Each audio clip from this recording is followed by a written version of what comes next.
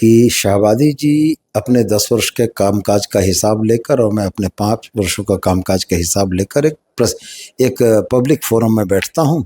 वो बताएं कि 10 वर्ष में उन्होंने क्या किया, मैं बताता हूँ मैंने 5 वर्ष में क्या किया है, और फैसला जनता पर छोड़ते हैं। लेकिन इसके सकारात्मक जवाब नहीं आए।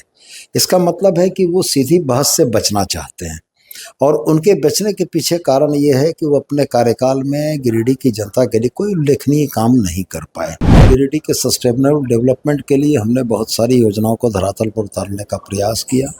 कुछ काम बचे भी हैं। प्रयास यही है कि 2024 में अगर जनता का आशीर्वाद मिला तो पूरी संजीदगी के साथ उनके काम करेंगे।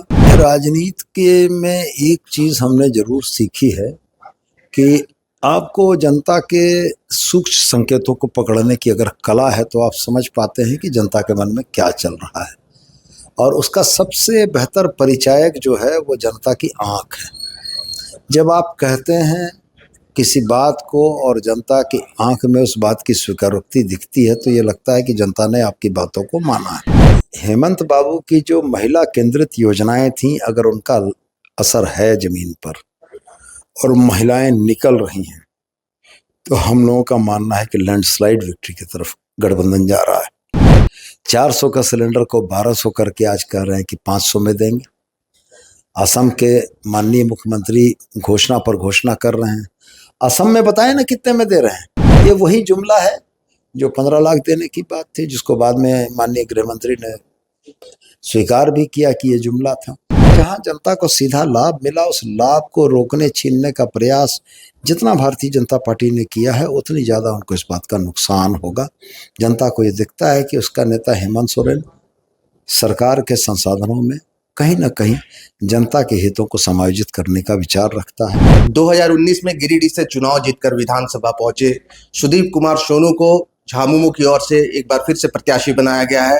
राजनीतिक दृष्टिकोण से देखें तो पिछले 5 वर्षों में अपने कार्यों की बदौलत सुदीप कुमार सोनू का कद भी झारखंड मुक्ति मोर्चा में काफ़ी बड़ा है। हमारे साथ अभी बात करने के लिए सुदीप कुमार सोनू जी मौजूद हैं। हम सीधा इनसे जुड़ते हैं और जानते हैं कि पिछले 5 सालों में विधायक रहते आपने जो कार्यों को किया है जनता के लिए, उसको आप कैसे देख रहे हैं?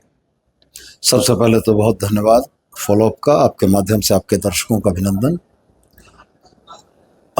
मेरा मानना यह है कि एक जनप्रतिनिधि के 2 कर्तव्य होने चाहिए। पहला तो उसकी संवेदनशीलता, और दूसरा क्षेत्र के विकास के प्रति एक ललक।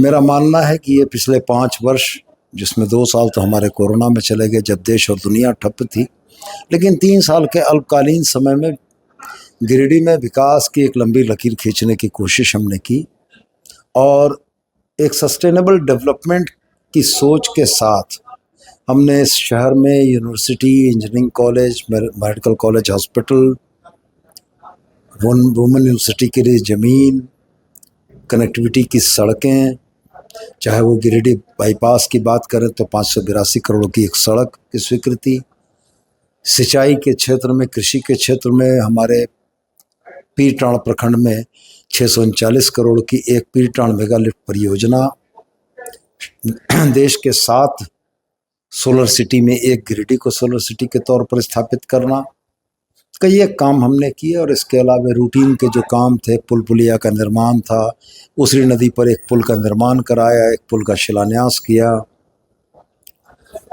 डेयरी प्लांट लगभग 70 करोड़ की लागत से जो एनडीडीबी बना रहा है उसकी आधारशिला रखी गई। तो कुल मिला कर यही था कि गिरिडीह के सस्टेनेबल डेवलपमेंट के लिए हमने बहुत सारी योजनाओं को धरातल पर उतारने का प्रयास किया। कुछ काम बचे भी हैं। प्रयास यही है कि 2024 में अगर जनता का आशीर्वाद मिला तो पूरी संजीदगी के साथ उनके काम करेंगे। और मैंने पहले कहा कि आप कितने संवेदनशील हैं और आपका पीपल्स कनेक्ट क्या है।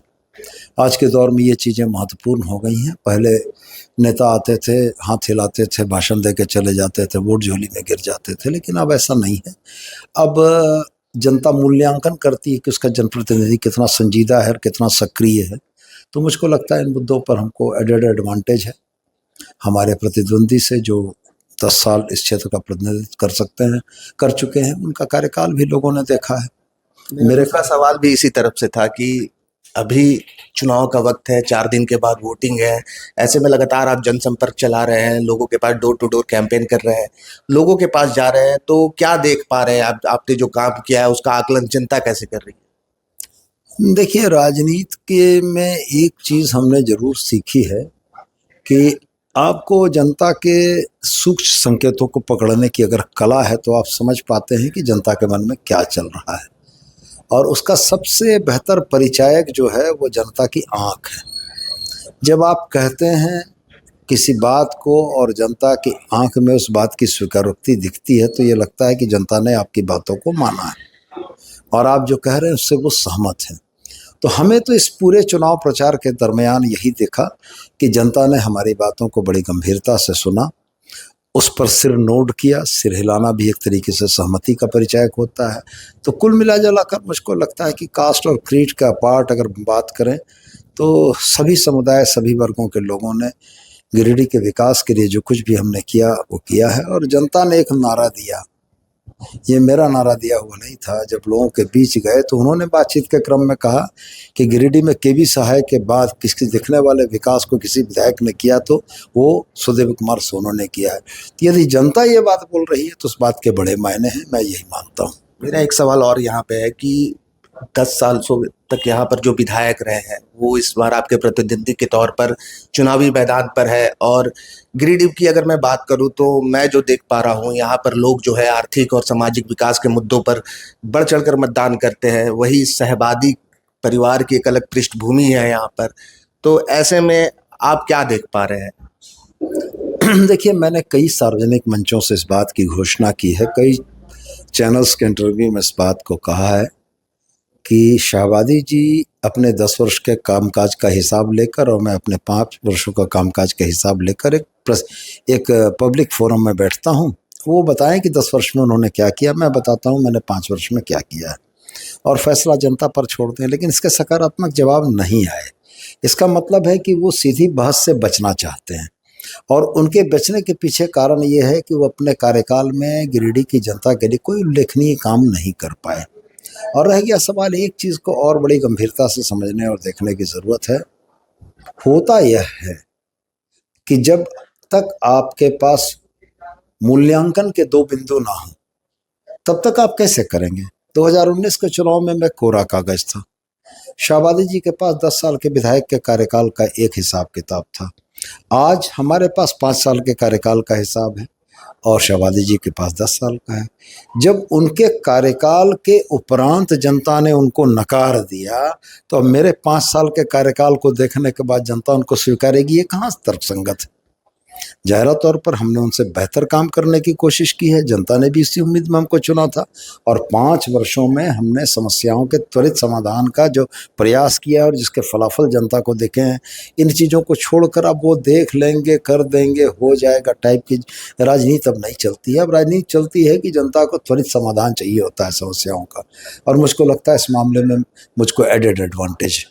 सहबादी जी, लेकिन लगातार जो है गिरिडीह में घुसपैठ के मामलों को लेकर के जनता के बीच में जा रहे हैं और कह रहे हैं कि घुसपैठ हुआ है। कैसे देख रहे हैं इस चीज़ों को? शाहबादी जी भारतीय जनता पार्टी में जाने से पहले सेकुलर वोटों की राजनीति करके नेता के तौर पर स्थापित हुए थे। जेवीएम के चुनाव से टिकट पर चुनाव जीतने के बाद, जिसमें हमारे अल्पसंख्यक भाइयों ने भी उनको बड़ा बढ़ चढ़ कर योगदान किया था, उसके बाद अचानक 180 डिग्री का टर्न करते हुए भारतीय जनता पार्टी में चले गए। भारतीय जनता पार्टी में जाने के बाद भारतीय जनता पार्टी की पढ़ाई एक अलग तरह की पढ़ाई है और एक नेता ऊपर से बोलता है, सारे नेता उसको दोहराते हैं। चूंकि ये बांटो और राज करो की जिस नीति पर चलते हैं, इसके लिए इनको बांग्लादेशी घुसपैठ इसलिए दिखती है कि उसमें फैक्टर मुस्लिम होगा। बांग्लादेश से इतने हजारों हजार हिंदू अप्रवासी आए हैं, भारतवर्ष ने उनको आत्मसात किया है, वो उसकी बात नहीं करते हैं, वो इस एंगल को तलाशते हैं। और मैं आपके माध्यम से या अन्य चैनल के माध्यम से 12 बार इस बात को पूछ चुका हूं कि भाई जब झारखंड की अंतर्राष्ट्रीय सीमा नहीं लगती है सीमाओं से झारखंड की, तो अगर इन्फिल्ट्रेशन हो रहा है तो ये तो केंद्र सरकार की जवाबदेही है। और बांग्लादेशी घुसपैठ के जिस मामले को वो अपने भाषणों में, अपनी बातों में उठा रहे हैं, तो भाई वो एक ठो लिखित प्रतिवेदन दे देना कि गिरिडीह के फलाने इलाके में 2, 5, 10, 20 बांग्लादेशी घुसपैठी हैं। हम पुलिस को भेजकर इन बातों की हम लोग जांच करा लेते हैं कि उनके आरोप सत्य हैं या हवा में बात कर रहे हैं। तो जब किसी प्रतिनिधि के पास अपनी उपलब्धियां गिनाने को ना हो तब वो भटकाने वाले मुद्दों पर बात करता है, और शाहबादी जी भी वही कर रहे हैं। मेरा एक सवाल ये भी है कि दूसरे चरण को मतदान को लेकर के केंद्र से जो बड़े बड़े मंत्री यहाँ पर पहुंच रहे हैं, वो लगातार जो है अपनी सभाओं में ये कह रहे हैं कि पहले चरण के मतदान में हमने जो है झामुमो और कांग्रेस को जो है उनका सुपड़ा साफ कर दिया, उन्हें उखाड़ फेंका है, और दूसरे चरण के मतदान में भी जो है हमारा पल्ला भारी होगा। इस पे क्या कहना चाहेंगे? तो उनकी पार्टियों के वॉर रूम में बैठे हुए लोगों को समझ में आ रहा होगा। 2019 के चुनाव और 2024 के चुनाव में उन 43 सीटों में 4.59% महिला मतदाताओं ने घर से निकलकर ज़्यादा वोट किया है पुरुषों के बनिस्बत। अब सवाल है कि हेमंत बाबू की जो महिला केंद्रित योजनाएं थीं, अगर उनका असर है ज़मीन पर और महिलाएं निकल रही हैं, तो हम लोगों का मानना है कि लैंडस्लाइड विक्ट्री की तरफ गठबंधन जा रहा है। भाजपा ने किया क्या है? उनके पास काम गिनाने के काम कहाँ हैं कि हमने आपके लिए ये किया। 400 का सिलेंडर को 1200 करके आज कह रहे हैं कि 500 में देंगे। असम के माननीय मुख्यमंत्री घोषणा पर घोषणा कर रहे हैं। असम में बताएं ना कितने में दे रहे हैं। उड़ीसा के मुख्यमंत्री आ जाते हैं, बाकी राज्यों के मुख्यमंत्री आ जाते हैं, वो अपने राज्य में बताएं ना कि जिन योजनाओं की घोषणा ये वो कर रहे हैं, जहां उनकी सरकार है वहां योजनाएं लागू हुई हैं क्या। तो अब जनता बहुत समझदार है, प्रबुद्ध है, इन चीज़ों का बड़ा सटीक मूल्यांकन करती है कि ये चुनावी घोषणाएं हैं। ये वही जुमला है जो 15 लाख देने की बात थी, जिसको बाद में माननीय गृह मंत्री ने स्वीकार भी किया कि ये जुमला था। तो मेरा ये कहना है कि ये चीज़ों का बहुत असर नहीं है। जनता अब अपने जनापेक्षी कामों की सूची मांगती है, वो ये समझना चाहती है कि आपने उसके लिए क्या किया। रघुवर दास जी हाथी उड़ा रहे थे, जनता ने उनको उड़ा दिया। हम लोगों ने हेमंत बाबू के नेतृत्व में गरीब जनता की आंखों के आंसू को पोंछने का काम किया, और जैसे भारतीय जनता पार्टी के मित्रों को ये लगा कि हमारी योजनाएं परकुलेट होकर धरातल में नीचे तक जा रही हैं, वो इन योजनाओं को रोकने में लग गए। कभी वो विष्णु साहू से PIL करा रहे थे मुख्यमंत्री मैया सम्मान योजना के खिलाफ, कभी वो बिजली बिल माफ़ी के खिलाफ कोर्ट में जाने की बात करने लगे। तो कहने का गरज है कि जहां जनता को सीधा लाभ मिला, उस लाभ को रोकने छीनने का प्रयास जितना भारतीय जनता पार्टी ने किया है, उतनी ज़्यादा उनको इस बात का नुकसान होगा। जनता को ये दिखता है कि उसका नेता हेमंत सोरेन सरकार के संसाधनों में कहीं ना कहीं जनता के हितों को समायोजित करने का विचार रखता है, और भारतीय जनता पार्टी में हजारों एकड़ ज़मीन छीनकर गोड्डा में आदिवासी मूलवासियों के हजारों एकड़ ज़मीन छीनकर अदानी साहब को दे दी गई, और अदानी साहब के प्लांट से बनी हुई बिजली बांग्लादेश को एक्सपोर्ट हो रही है। माने विस्थापन हमारे लोगों ने झेला, प्रदूषण हमारे लोग झेल रहे हैं। पूरे झारखंड का नक्शा आप उठा के देख लीजिए, गोड्डा जो है सर्वाधिक गर्म जिला है झारखंड का, और वो सिर्फ इसलिए है कि वहाँ पर वो इंडस्ट्री चल रही है। एक सवाल मेरा यहाँ पर ये भी है कि JLKM से जयराम महतो जो है वो गिरिडीह के झंडा मैदान में उनको सभा के लिए अगर जगह नहीं मिल रही है, तो वो आपको खुली तौर पर चुनौती दे रहे हैं। इसको आप कैसे देखते हैं, क्या कहना चाहेंगे? मुझको बहुत सारे लोग खुली चुनौती देते हैं। आपने पूर्व में कहा कि मुक्ति मोर्चा में मेरा कद बड़ा है, तो कद बड़ा मेरे नाम से नहीं है। 35 साल का मेरा पॉलिटिकल करियर झारखंड मुक्ति मोर्चा में है, और चाहे वो भारतीय जनता पार्टी के लोग हों, चाहे JLKM के लोग हों, उनके निशाने पर हम रहते हैं। हाँ, ये बात जरूर है कि ये शिकायत कोई राजनीतिक दल का कार्यकर्ता कर सकता है, जनता नहीं करेगी। जनता को ये भरोसा है कि सोनू भैया के पास गए तो सोनू भैया के पास न्याय मिलेगा। जनता को इस बात का भरोसा है। राजनीतिक दलों की बातें अपनी जुदा है, जिनको जो बोलना है, जो कहना है कहें, अंततः फैसला तो जनता की अदालत में होना है। एक आखिरी सवाल सोनू जी, अगर 2024 में जनता पर विश्वास जताती है और आपको फिर से मौका देती है, विधायक बनाती है, तो जनता के लिए आप इस बार क्या करेंगे? देखिए, एजुकेशन हब बनाने की बड़ी इच्छा थी गिरिडीह को मेरी, और सेकेंडरी एजुकेशन से लेकर यूनिवर्सिटी तक हमने काम किया। और आप जानते हैं कि शिक्षा के क्षेत्र में काम को आप महीने 6 महीने में नहीं धरातल पर ला सकते हैं, तो योजनाएं पाइपलाइन में हैं। दोबारा मौका मिला तो उन योजनाओं को बेहतर तरीके से धरातल पर उतारने की इच्छा है। स्वास्थ्य के क्षेत्र में मैं अपनी उम्मीद के मुताबिक काम नहीं कर पाया। मेरी बड़ी इच्छा है कि स्वास्थ्य और चिकित्सा के क्षेत्र में कुछ ऐसा बेहतर काम करें कि जो लोगों को यहाँ से धनबाद रांची जाने की ज़रूरत पड़ती है वो ज़रूरत ना पड़े, हम उनको अपने ज़िले में बेहतर चिकित्सा सुविधा दे सकें। तो ये 2 क्षेत्र हैं, शिक्षा और स्वास्थ्य, जहाँ पर मुझको काम करने की बड़ी इच्छा है। जनादेश अगर मिला, जनता की इच्छा अगर रही तो बेहतर काम करके दिखाएंगे। आपने देखा अभी हमने सुदीप कुमार सोनू से बातचीत की। उन्होंने बताया कि जनता उन्हें फिर से एक बार मौका देती है तो वे गिरिडीह को शिक्षा का हब बनाएंगे, साथ ही स्वास्थ्य के क्षेत्र में अपने छूटे हुए अधूरे कामों को पूरा कर देंगे। और इसके साथ ही जो है सुदीप कुमार सोनू की एक बार फिर से अपनी जीत को बरकरार रखते हुए पार्टी को बढ़त दिलाने की जिम्मेदारी बढ़ गई है। द फॉलो अप के साथ मैं अभिषेक पीयूष, नमस्कार।